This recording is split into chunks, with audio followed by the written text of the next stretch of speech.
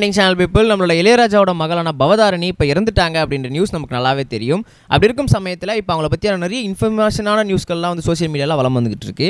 அது என்ன ஏது அப்படின்றத உங்களுக்கு ரொம்பவே தெளிவாக டீட்டெயில் எக்ஸ்பிளைன் பண்ணிக்கிறேன். நான் பேச கேட்க ரெடியாக இருப்பீங்க நம்புறேன். வாங்க ட்ரால் பண்ணிக்கலாம். முதல்ல ஒரு முக்கியமான விஷயம் என்ன அப்படின்னு பார்த்தீங்கன்னா, நம்மளோட பவதாரணி கூட வந்து ஒரு முக்கியமான ஒரு நர்ஸ் இருந்திருக்காங்க. அது மட்டும் இல்லாமல் அவங்க கடைசி வரைக்கும் பவதாரணி கூட ட்ராவல் பண்ணியிருக்காங்க அப்படின்ற மாதிரியும் தகவல்கள் வந்திருக்கு. அது என்ன அப்படின்னு பார்த்தீங்கன்னா, பவதாரணிக்கு ஆல்ரெடி வந்து உடல்நல குறைவு ஏற்பட்ட உடனே வந்து அவங்களுக்கு அந்த அப்பார்ட்மெண்ட்டில் பர்சனலாக ஒரு நர்ஸ் வந்து வச்சுருக்காங்களாம், எங்கே ஸ்ரீலங்கனில். அப்படி இருக்கும் சமயத்தில் அந்த நர்ஸ்க்கும் இவங்களுக்கும் வந்து எப்பயுமே ஒரு மிஸ்கம்யூனிகேஷன் இருந்துகிட்டே இருந்திருக்கு பிகாஸ் ஆஃப் லாங்குவேஜ் ப்ராப்ளம். ஏன்னா வந்து பவதாரணி எதனா வந்து உடம்பு முடியல அப்படின்னும் போது அவங்ககிட்ட சொல்லும்போது வந்து அவங்களுக்கு புரிஞ்சு அவங்க மெடிசன் கொடுத்து டாக்டர்ஸ் கிட்ட வந்து அவங்களை கன்சல்ட் பண்ணுறதுக்குள்ளேயே பவதாரணிக்கு ரொம்ப சீரியஸாக அது மாறிடுது. ஸோ அதனாலே அவங்க ரெண்டு பேருக்கும் ஒரு மிஸ்கம்யூனிகேஷன் இருந்துகிட்டே இருந்துச்சு. ஸோ அதனால் என்ன பண்ணாங்க அப்படின்னு பார்த்தீங்கன்னா, நம்மளோட சபரிராஜ், அதாவது பவதாரணியோட ஹஸ்பண்ட் தான் என்ன பண்ணியிருக்காரு அப்படின்னா, எவ்வளோ லட்சங்கள் ஆனாலும் பரவாயில்ல, எவ்வளோ பணங்கள் செலவானாலும் பரவாயில்ல, ஒரு தமிழ் நர்ஸை அவங்களுக்கு தயவு செய்து வைங்க. பிகாஸ் ஆஃப் அவங்களுக்கு கம்யூனிகேஷன் முடியலை, அவங்களோட வந்து பேசுறது புரியல அப்படின்ற மாதிரி சொல்லவே அவங்களுக்கு ஒரு தமிழ் நர்ஸ் வச்சுருக்காங்க.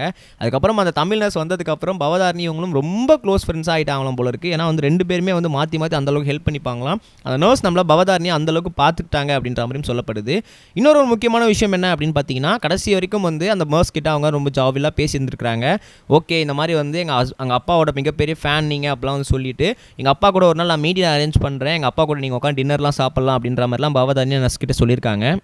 அதுக்கப்புறம் அந்த நர்ஸ் வந்து கிட்டத்தட்ட வந்து ரொம்பவே வந்து நம்மளை பவதாரணி சீரியஸ் ஆனதுக்கப்புறம் அவங்க தான் திரும்ப ஹாஸ்பிட்டல்லாம் சேர்ந்துருக்காங்க போல இருக்குது. அது கடைசி வரைக்கும் இருந்த நர்ஸ் அப்படின்னு சொல்லி, கடைசி வரைக்கும் அவங்களுக்கு பணிவிடை செஞ்சிருக்க நர்ஸ் அப்படின்னு சொல்லி இப்போ அவங்க ஃபேமிலி மெம்பர்ஸ்லாம் அவங்களுக்கு தேங்க் பண்ணியிருக்காங்க. ஸோ கடைசி வரைக்கும் பவதாரணி கூட அவங்க இல்லை அப்படின்னா இன்னும் சீக்கிரமாகவே பவதாரணி இறந்துட்டு இருப்பாங்க. பட் இருக்கும் சமயத்தில் அவங்க தான் அவங்கள ரொம்பவே கேர் பண்ணி பார்த்துக்கிட்டாங்க. ரொம்பவே நன்றி அப்படின்ற மாதிரி பதிவு பண்ணியிருக்காங்க.